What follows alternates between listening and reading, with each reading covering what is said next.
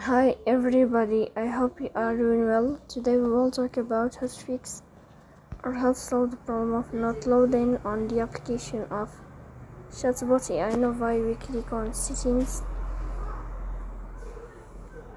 then we click on apps, default apps, app settings. Here you will search for the application of Chatbot Nova app. Then we click on first stop and we click OK. Here you will enter to storage. Here we click on clear cache.